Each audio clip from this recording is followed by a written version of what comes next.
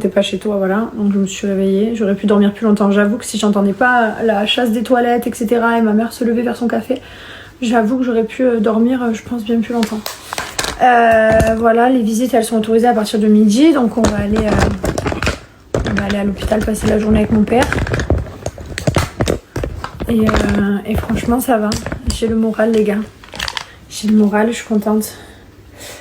Je vais d'ailleurs vous expliquer quelque chose qui me tient à cœur, mais je reviens une fois que je suis prête, j'arrive. Du coup, j'espère que vous allez bien. Ce matin, je me réveille, franchement, je suis de bonne humeur, j'ai bien dormi. On s'est réveillé à 8h30 avec ma mère.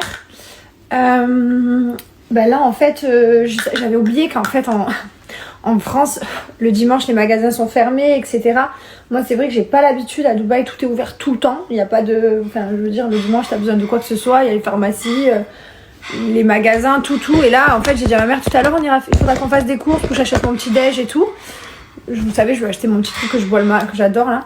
Et là, elle vient me voir, elle me dit, mais Jess, tu sais que ça ferme à midi? Et j'avais pas l'habitude. Donc non, je savais pas. Donc là, je me prépare en vitesse. Parce que du coup, ça va bientôt fermer. C'était complètement sorti de ma tête. En fait, vraiment, je ne savais pas. J'avais zappé.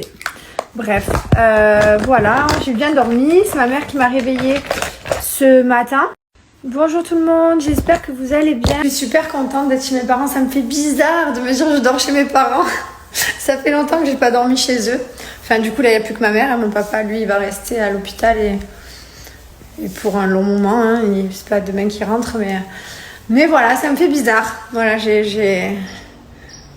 me fait nostalgique de quand j'étais jeune et que j'habitais chez mes parents. Là, j'ai commandé des sushis. On va se manger des sushis avec mon frère, ma belle-sœur. Mon autre frère, il arrive. Et on va rester ensemble. Voilà, on va passer une bonne soirée. Franchement, je me sens bien. Vraiment, j'ai retrouvé ma pêche, ma patate. C'est chose que j'avais plus du tout. J'étais complètement éteinte.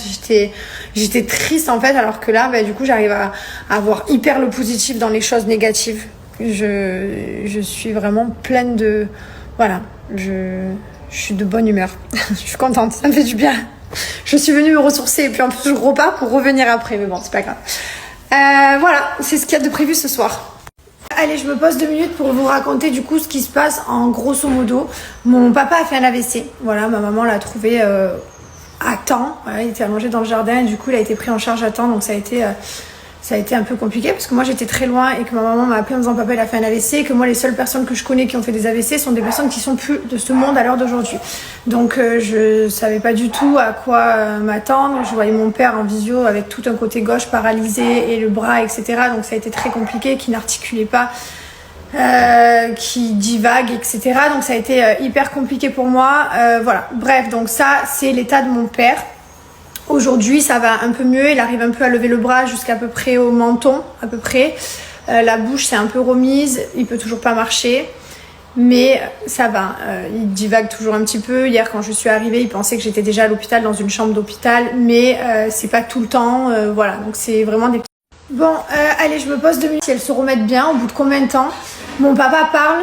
Des fois il divague un peu, donc des fois il parle, par exemple on lui dit est-ce que tu as eu mon frère au téléphone, il va te dire non alors qu'en fait il l'a eu, donc le cerveau part un petit peu de temps en temps, il marche pas encore, mais voilà, donc si vous avez si des personnes l'ont vécu, est-ce que vous pouvez me dire en termes de temps si ça revient complètement, puisque j'en suis curieuse, je demande aux infirmières, c'est vrai qu'elles sont adorables d'ailleurs, un grand merci aux infirmières, parce qu'elles sont patientes avec mon père, puisqu'il veut s'échapper, donc il est un peu attaché, puisqu'il veut s'échapper.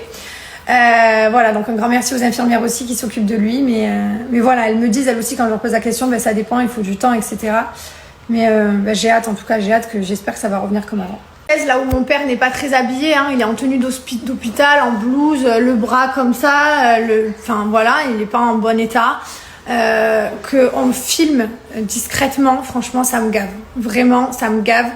Hier j'ai vu, hein, je suis pas bête, quand tu tiens personne tient son téléphone comme ça, en fait quand on est sur nos téléphones on est comme ça, le téléphone il est à la verticale, mais quand tu es comme ça en fait je sais que tu me filmes, les gens je le sais, et bon là je parle... dans la vie de tous les jours, je les vois les gens comme ça, je suis pas bête, on vous voit en fait, on vous reconnaît, on vous voit, on sait que vous nous filmez à ce moment-là, on n'est pas des débiles. Mais par contre là, donc d'habitude je dis rien et tout. Hier j'ai rien dit non plus parce que j'avais la flemme en fait, Mais de voir une personne, enfin, qu'on essaye de filmer, c'est pas marrant en fait, c'est pas rigolo. C'est voilà, mon papa il est en train d'essayer de se remettre d'un AVC.